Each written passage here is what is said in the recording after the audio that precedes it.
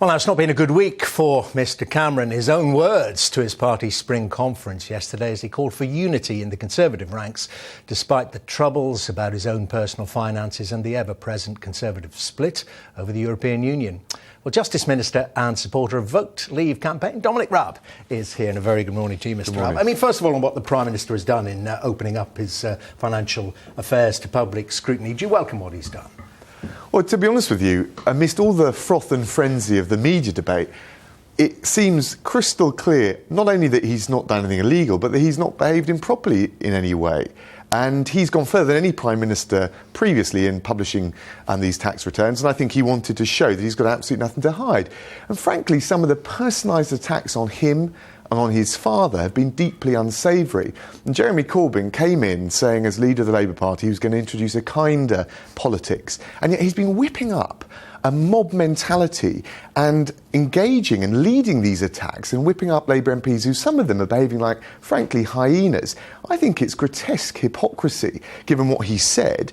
And really, it's just about scoring political points. There's no substance to any of this at all in relation to trying to suggest the PM has done anything wrong. OK, well, let me put to you some of the points. You've just seen my interview with the Westminster leader of the SNP, Angus Robertson, and he's saying, well, you know, there are other issues here. And in particular, he was singling out the Chancellor, the Cabinet, but in particular the Chancellor, in that he's got his hands on the levers of, you know, Britain's relationship with overseas dependencies and things like that. Well, maybe he should follow suit here. Well, look, I let the Chancellor decide what he wants to do for himself, but doesn't this show you that this has got nothing to do with the substance? We've introduced new powers to deal with tax avoidance. We've closed loopholes, brought in $12 billion in extra revenue. The tax gap, which is the difference between what is owed in tax and what the government collects, is at its lowest level on record. So not only is this hypocrisy from Jeremy Corbyn and frankly some of the other politicians to attack the Prime Minister when he's done nothing wrong, it's not just personal hypocrisy, but it's also policy hypocrisy, because this government has done more than any government previously to crack down on illicit or wrong kind of tax avoidance, the kind of Machiavellian attempt to circumvent the rules, not to behave according to the spirit and the letter. We've done far more in history than any other government. So, look, I mean, the Chancellor can speak for himself, but there's a sort of mob mentality out there, which they've realised they can't land a blow on the PM. They're looking for the next one down the line. Well, you've kind of answered there, Mr Raab, haven't you, that the introduction there that I was mentioning there about Conservative unity. On this issue, the party remains united. Certainly not on the European Union, but on these kind of issues, yes.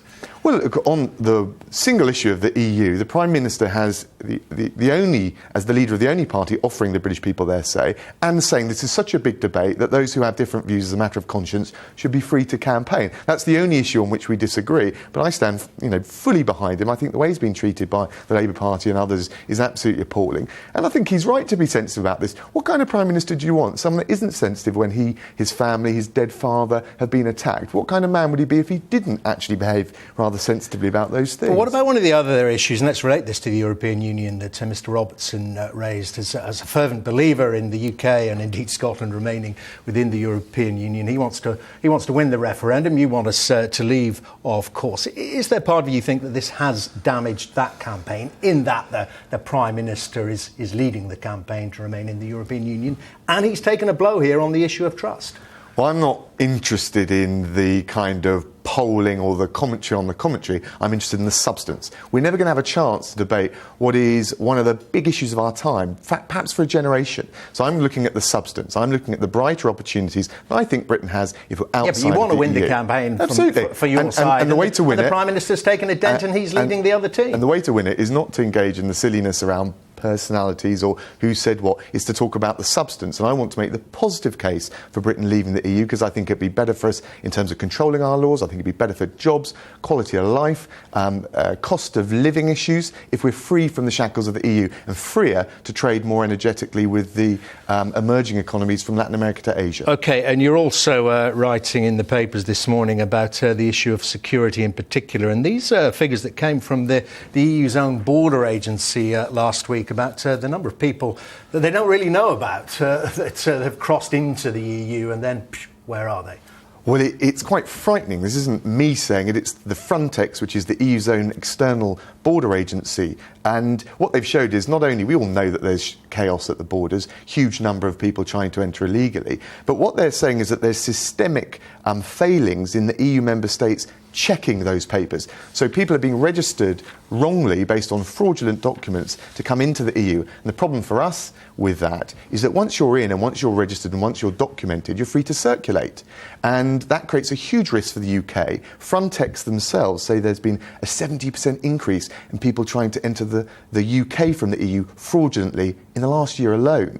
And we've seen in the Sunday Times today that... Yeah, but they're picking them up, aren't they? I mean, we're not in Schengen. Well, that's the problem. We've obviously got the channel there, not in Schengen. So, it doesn't really make a big difference to the UK, it makes a massive difference. Because, yes, you're right, there are checks at the border, but we have to rely on the documents issued by other EU member states. Our ability to refuse people entry at the border has been massively restricted by EU rules. And if you look at the case of Mohamed Abrini, and there's a lot in the papers today about him, this is the man being arrested for both the Paris and the Brussels terrorist attacks, someone had been to Syria reportedly, someone who had a criminal record. He also came to the UK only last year on a scouting mission, including, we understand, taking photos of a football stadium. Why is a guy like that not being picked up at the border? And the truth is, and this is what Frontex are saying, that there are just systemic weaknesses which mean that we're importing more risk, and the EU rules tie our hands in terms of trying to deal with it. So the border controls go back in for EU nationals, as I think Mr. Brini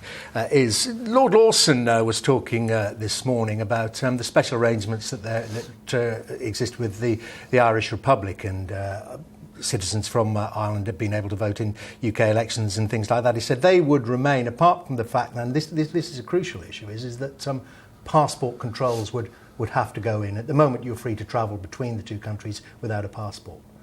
Well, we'd have to look very carefully at that. We've got a bilateral relationship with Ireland. We're a very close relationship. We've also got the history of the Troubles. All of these things can be handled very sensitively. But I think if not, if Ireland obviously remains an EU member, then EU nationals can travel there and then come into the UK without a passport. If you're worried about border controls and security, and Frontex are, if you're worried about the effect of those EU rules, you couldn't leave a back door without some kind either of checks there with any country or assurances in relation to the checks that they're conducting, obviously. Otherwise, everyone with ill will towards this country would go around that route. So, but the truth is that the broader point here is that if you want to have safe borders, if we want to really have proper checks to deal with terrorism and broader crime, you have to come out of the EU. OK, quick last couple of thoughts. Of course, this government leaflet being delivered by post men and women. We're hearing some of them are complaining about having to do that. Do you think it's bending the rules? Sorry, which is the leaflet setting out from the government is saying setting out the government's position on the EU. Look, I want to make the positive case. The Electoral Commission guidance makes it clear that the government shouldn't be either spending resources or backing one or other side of this case, and I think it's a mistake. But I also think the British people are not going to fall for the sort of Sir Humphrey-esque propaganda shoved down their throat. I think they understand there's something wrong with the EU, but I also think most importantly, and that's what's incumbent on people like me, is to point out the really positive, brighter opportunities outside of the EU. I don't think we should cower or have a lack of confidence in standing on our own 2 feet, and that's the case I'm going to be making between now and the 23rd of June. Mr. Raab, thank you very much indeed for your time. Dominic Raab there.